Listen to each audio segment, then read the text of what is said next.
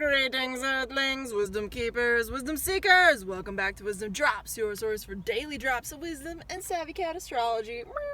My name is TONIA, and today we're talking about you awesome water signs. That's right. So if you are a Cancer, a Scorpio, or a Pisces, then this video is for you, and it's all about the new moon in Cancer happening on July 2020. Okay, 20th. That's a big deal. It's a huge deal because Saturn is exactly opposing this new moon at 28 degrees Cancer, and those are late degrees. And anytime you're in the late degrees of Cancer in particular, that has to do with feels and trauma and depression, and you add Saturn opposition to that, it's intense, y'all. Saturn opposing the sun and the moon is like reality check moment. Like, are you really in this? Are you in this? Because you're about to find out if you're in this for the long haul and you're going to commit, or if it's really not worth it and you need to sever something and go snip snip and cut those ties. Okay, so we're going to get into the juicy details for all of you Cancers, Scorpios, and Pisces. But before I do, another juicy detail and announcement for you all.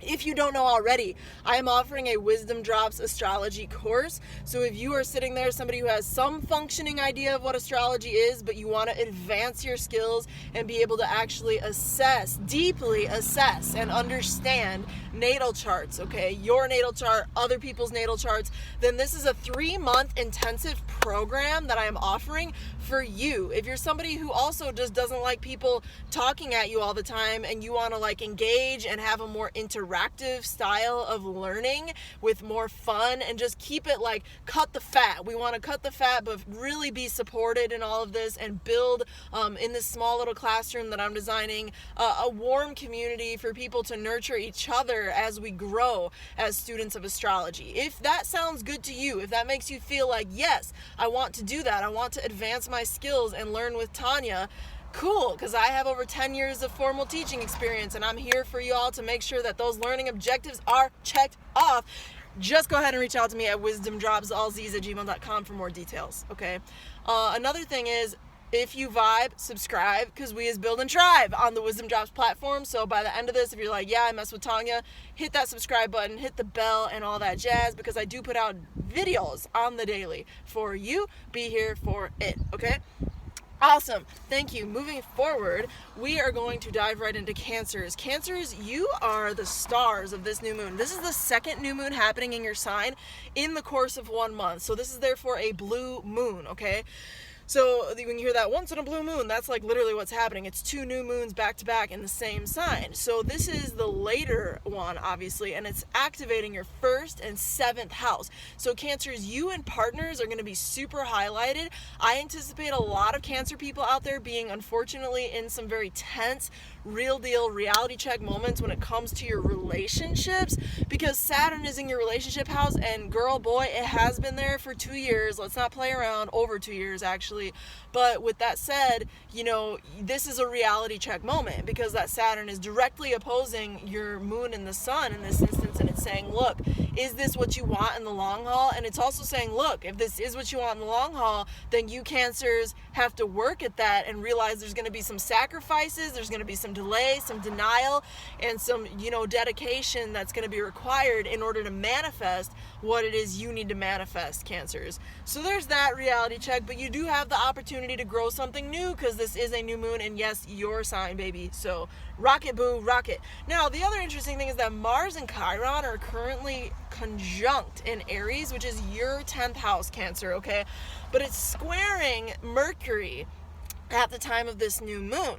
So Mars and Chiron together, that's like the wounded healer extraordinaire. So something about your profession, I mean, a lot of us are going through that, but something about your career, like what you have built over time, not just like the job you're in right now, but your legacy, something that you've accumulated input in with time and built over time, your career, okay?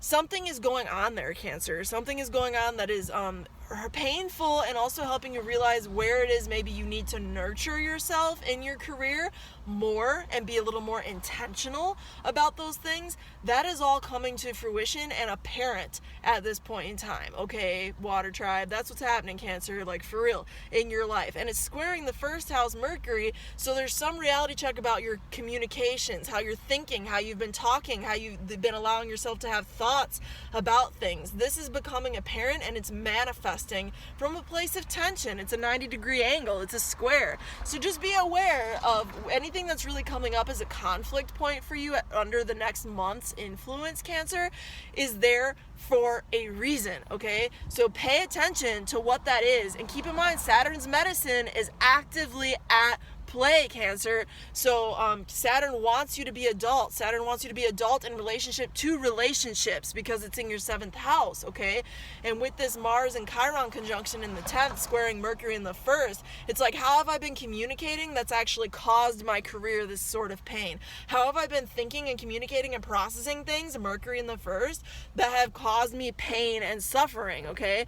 That's the reality check moment, and you're gonna have the opportunity, Cancer, to adjust, okay? Moving forward, Venus, lastly but not leastly, if that's a word, Venus is in your 12th and it's squaring the 9th where Neptune is for you. So you have a 12th to 9th house square between Venus and Neptune, okay? Venus and Neptune squares are all about abundance and dreams and illusionment, disillusionment. Where have you been fooling yourself, okay?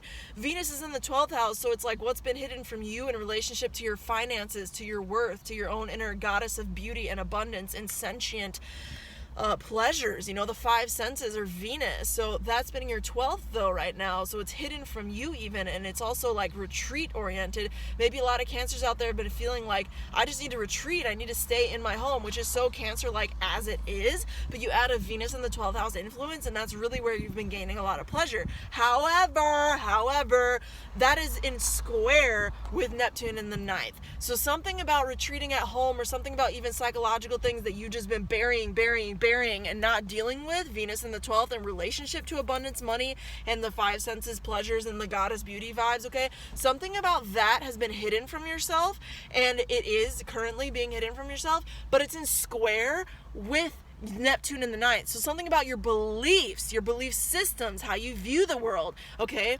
Something about your foreign relationships, something about higher academic pursuits. Those two things are coming into tension this month. Those two aspects of yourself, there's something there that's not aligned and needs to be addressed. So for you to move forward, I think you need to sit with what exactly that is. Where have your spirituality, beliefs not supported, okay, your abundance that you're making for yourself? And also, this is just a lot of really good activation to be more spiritualized. If you're already a spiritual person with the Venus in the 12th house, absolutely go into retreat and everything. Maybe deal a little more with your spiritual belief systems at a more applied level, at a more internalized level, because the 9th house, 12th house communications, that's one way you can manifest that energy, okay, Cancers? I hope this served you. If you want a reading, it's WizdomDropz@gmail.com. Just reach out. I'd love to support you in that. Moving forward, we got the Scorpio. What's up, Scorpio? Hey, I love your vibe, Scorpio. What is going on for you all? That's a great question. Well, first of all, there's a new moon happening in y'all's 9th house. That's the 9th house. That's beliefs and higher academics and spiritual higher knowledge, and just higher knowledge, a knowledge that is it can be occult, but it's also higher knowledge, intelligence, okay? So you have an opportunity there, and it's also joy. It's real joy. You have an opportunity, Scorpios, to build some significant joy in your life. Granted, okay, this is happening in opposition to Saturn in your 3rd house. So if you do move forward, Scorp, building something for yourself that brings you a lot of joy in relationship to higher academia, in relationship to your belief systems, in relationship to global travel or global relations in some way, shape, or form, 9th house, then keep in mind that it's going to take a hell of a lot of work at a more local level. Saturn in the 3rd is going to take a lot of collaboration with teammates, partners, siblings, 3rd house, okay? Something's going to have to activate there in order for you to really build this 9th house thing in a way that's going to actually sustain, okay, Scorpio? Because Saturn is up in your 3rd house, okay? opposing this new moon. So that's just the reality of the situation. Also, you have Mars, okay, conjunct Chiron in the 6th house of Aries for you, squaring Mercury in the 9th house. Ooh, that's not so like pleasant all the time. What does it really mean? Well, Mars and Chiron conjunct, that's the wounded healer, you know. So the wounded healer, Chiron, is the part of all of us that we have wounds, but we are also from that same place that we are wounded. We allow the light to enter, like Rumi said, and we are also offering healing out to the world from that place where we ourselves are the gooey gooey marshmallow, okay?